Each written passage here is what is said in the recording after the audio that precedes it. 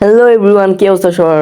ভাই ভালো আছে, আশা করি সকলে ভালো আছে। আজকে আপনাদের নতুন একটা ফোনের রিভিউ নিয়ে চলে আসলাম, যাতে কিনা আবার রয়েছে 120 ওয়াটের চার্জার, সাথে 5800 mAh সিলিকন কার্বনের বড় ব্যাটারি। এই হচ্ছে ফোন। ফোনটার নামই তো বলে না, আইকিউ নিউ 10 Pro প্লাস। হ্যাঁ বন্ধুরা, এটা আইকিউ নিউ 10 Pro প্লাস। এটা হচ্ছে 120 ওয়াটের বড় একটা চার্জার। এখানে আপনারা পোর্টটা দেখতেই পাচ্ছেন, একটু মানে অন্যরকম মনে হচ্ছে আমার কাছে। আচ্ছা যাই হোক, তো আমরা ফোনটার বিস্তারিত নিয়ে আস্তে আস্তে আলোচনা করবো। ফোন বক্সের ভিতরে একটা কেবলও পেয়ে যাবেন সাথে আপনারা। তারপরে পেয়ে যাবেন আপনারা একটা সফট কাভার, এটা বেশ সুন্দর, ব্ল্যাক কালার, খুব স্লিম, কোনো ফিঙ্গারপ্রিন্ট দেখা যায় না, খুব স্লিম কাভারটা ভালো লাগছে। এই হচ্ছে আমাদের ফোনটা, সেই লেভেলে মানে ভাই নতুন ফোন বার করতেই মজা।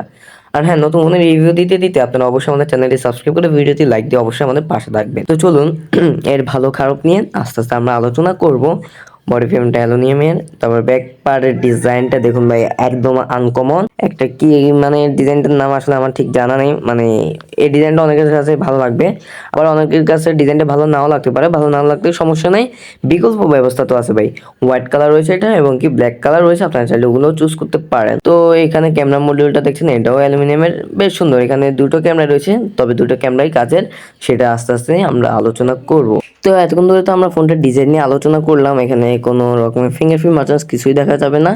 আর বডি ফ্রেমটা ভালো লাগবে অবশ্যই। এখানে 3.5 হেডফোন জ্যাকটা নেই, তবে এখানে একটা টাইপ সি পোর্ট রয়েছে, তারপরে সিমের একটা পোর্ট রয়েছে, স্টেরিও স্পিকার রয়েছে, উপরে সেকেন্ড হ্যান্ড মাইকটাও আছে। তো ফোনটা আমরা দেখবো আসলে ফোনটা কিরকম। এখানে রয়েছে স্ন্যাপড্রাগন 8 ইলাইটের মতো পাওয়ারফুল একটা প্রসেসর, যেটা কিনা একটা গেমিং প্রসেসর। আর আমরা এই চিপসেটটাকে সবাই চিনি।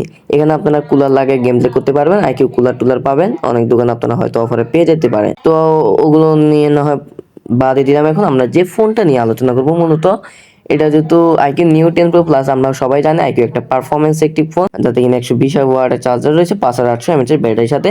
ফোনটা মোটামুটি একটু হিট জেনারেট করে লং টাইম গেমিং এর সময়, তখন আপনারা চাইলে এই ইয়ারগুলোটা ইউজ করতে পারবেন আর কি। এছাড়া না হলে ঠিক আছে, ফোনটা অনেক বেশ ভালো পারফরমেন্সের দিক থেকে। তো ফোনটার লুকিং টুকিং, বডি ফ্রেম টেম সবকিছু বললাম। ফোনটাতে পিপিআই রয়েছে 510-এর মতো ডেন্সিটি, মানে পিপিআই 510 রয়েছে। তারপরে আরও কিছু এটার ভালো খারাপ দিকেও দুই একটা আছে, তবে এটার দাম শুনে আপনি অবাক হয়ে যাবেন, মানে কোন দামের ভিতরে বা এই চিপসেটটা দিতেছে। স্ন্যাপড্রাগন 8 ইলাইটের মতো একটা চিপসেট দিতেছে মাত্র 50,000 টাকায়।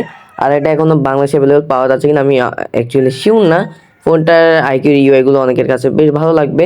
এখানে অ্যান্ড্রয়েড 15-এ রান করছে, অরিজিন OS 5 রয়েছে এখানে আর কি, যাতে কিনা 12 GB র্যাম, সাথে রয়েছে 256 GB স্টোরেজ রয়েছে। এটার মাল্টি স্কোর অনেক ভালো, অন্তত মাল্টি স্কোর বেশ ভালো এসেছে। আমরা সবাই জানি এই চিপসেটটা কতটা পাওয়ারফুল। নিউ একটা চিপসেট, লেটেস্ট চিপসেট বলতে পারেন। গেমিং খুব স্মুথ এটা দিয়ে, যারা গেম প্লে করবেন গেমারদেরকে মূলত টার্গেট করে এই ফোনগুলো আনা। আর ক্যামেরাতেও যে একদম তারা খারাপ দিয়েছে তা নয়, ক্যামেরা নিয়েও আস্তে আস্তে আমি আলোচনা করব। একটু ধৈর্য সহকারে ভিডিওটি দেখতে থাকুন, আর ভিডিওটি দেখতে দেখতে অবশ্যই লাইক দিতে থাকুন ভিডিওটিতে, আর কমেন্ট করে জানাবেন নেক্সটে আপনারা কোন মোবাইলের রিভিউ দেখতে চান। আসলে ফোনটার দাম রাখা হয়েছে তো 50,000 টাকা। এখানে রিয়ের ক্যামেরা দুইটা, 50 মেগাপিক্সেল মেন শুটা, 50 মেগাপিক্সেল আল্ট্রাওয়াইড শুটা। তো ছবি স্যাম্পলগুলো আপনার কাছে কেমন লাগলো অবশ্যই কমেন্ট করে জানাতে ভুলবেন না।